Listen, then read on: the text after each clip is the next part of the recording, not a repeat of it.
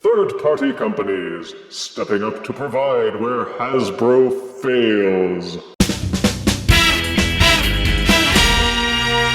The people at DNA Design are another third-party company, among many, who produce upgrade kits designed to compensate for the many shortcomings in Hasbro's Transformers lines. In this case, it's an upgrade kit for War for Cybertron Earthrise Titan Scorponok, a figure which I reviewed a while back and liked, mostly because it's a scorpion, and scorpions are boss. But among its failings was the fact that the arachnid legs in Scorpion mode were mostly immobile, and would only hinge up and down. And for those who like a menacing, spidery look to the insect legs of their action figures, that was unacceptable. Unacceptable! But this kit promises to fix all that. There's not much to dwell on in terms of the packaging. There's a logo and cool diagram on the front, repeated on the sides, and a photo of all the included components on the back. So let's crack her open and take a look-see. Extraction of the kit is simple, and all the parts are securely held in this plastic layer cake, which keeps them from sliding around. Included is the instruction booklet. Hang on to it because you'll need it. It contains the instructions on what you need to do to safely swap out the parts and components for the actual figure. There's also a plastic baggie containing another plastic baggie, which contains all the screws you will need to replace, and also a transparent replacement visor for the Scorponok head, included as a bonus piece. There is also an updated addition to the shield component. There are 2 replacement double-barreled weapon accessories, and 2 replacement leg components, which are pretty much the only reason why I wanted this kit. I won't bore you with a documentation of the actual installation processes. The instructions make it all pretty clear, and it's not overly difficult. In fact, the only components that require actual installation measures are the head visor piece and the scorpion leg pieces. The rest of the components are simply plugged on to Scorponok like any other accessory through the use of 5mm pegs and ports. Starting with the smallest pieces of this kit is the included bonus visor for the eyes. Just take the Lord Zarak Scorponok head and unfold the limbs so that you can get enough clearance to move this panel backwards. Normally it covers his face like Devo's goggles, but fold it backwards to use a Phillips head screwdriver to unscrew the old goggles from the back. Once unscrewed, it will pop out easily enough. Take the replacement visor object and fit it in its place. Then screw it back into place. Don't snicker, Crow. Do not use the same screw which held in the original visor. Swap it out with the smallest black screw that comes with the replacement upgrade kit. Fold the head back up, and then Scorponok's head has a transparent visor through which you can see his sentinel-style eyes. If you decide that you like the original visor better, you can always swap it back in. They're totally replaceable. I have invariably said to the pit with you when discarding some things, and many have asked what the pit looks like. Well, this is it. The pit of unwanted accessories and parts. To the pit with you, old Scorponok visor.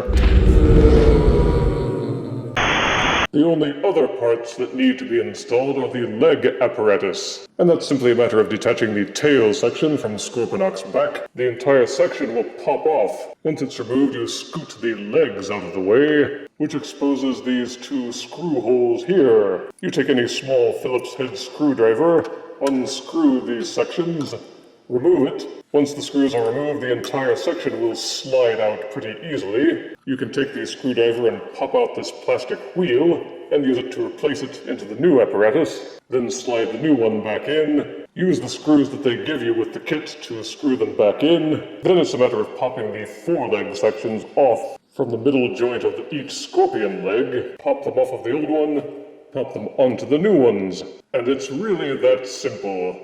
The scorpion legs will still tuck easily into Scorponok's back, and the tail will easily fold back up and peg onto Scorponok's back. Then you can take the old Scorpion leg sections and throw them into the pit, and never think about them again.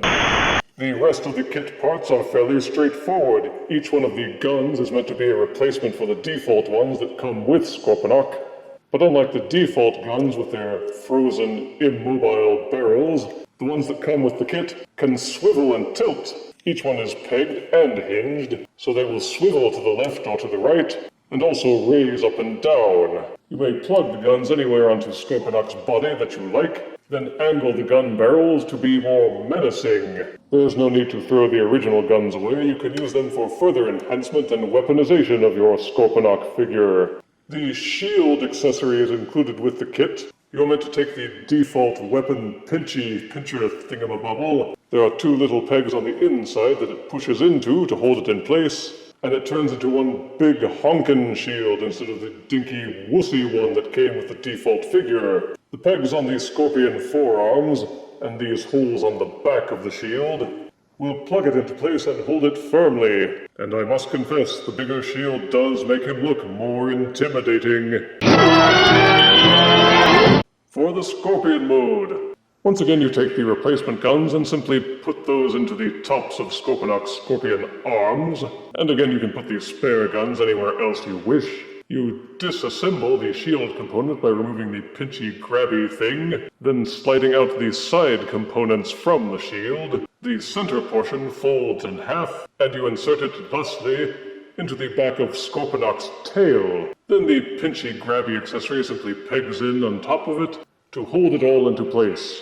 You will need to make sure that the front panel on the tail section is folded downwards, since the new accessory will poke out of the back of Scorponok's tail. The sides of the shield component fold up like this, and peg onto each of Scorponok's claw arms. But of course the stars of the show are Scorponok's new legs.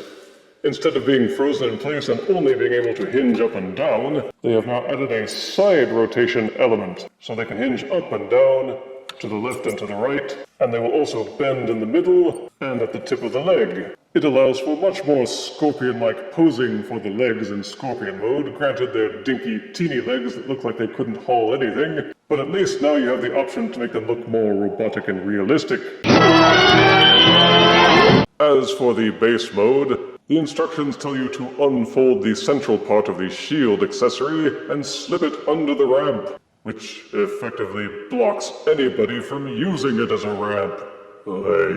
Take the folded up side portions of the shield accessories, and these will peg into the sides of the skyscraper towers to give them a little extra bulk. As for the gun accessories, they expect you to unfold these ramp sections up at the front of the base, tilt them forward, plug in the weapons, and they will serve as gun batteries. Frankly, the way the base mode is configured thusly doesn't really appeal to me, but fortunately the War for Cybertron line is nothing if not versatile. Plus, I've never liked these things extending off from the side. They don't really look like roads or ramps or anything. So I have developed my own configuration, and I think it would go a little something like this. Fold up these ramp sections at the end and put them back in place. They didn't really do all that much anyway. Then raise the leg section so that it's level, and angle up this portion using the double hinges to make sure that it's pointing straight up.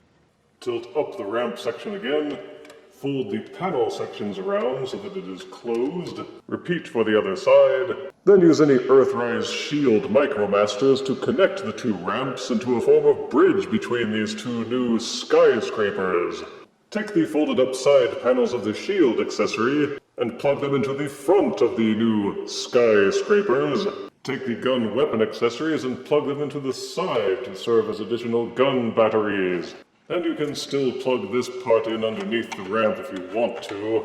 It's just as convincing if you put it here in the garage section at the top of the ramp, while still enabling you to use your imagination to let people drive up the ramp and access all four of the towers. Some might say that the robot leg portions don't really look like skyscrapers, but let's be frank, the Scorpion claw arms don't really look like skyscrapers either. And at least in this configuration, the two skyscrapers at the front can be accessed by the entry ramp and the little walkways to the side. And with the guns and the other accessories attached, they look just as much like skyscrapers as any other part of this figure. So configure it the way you like, the way you think is coolest, and enjoy.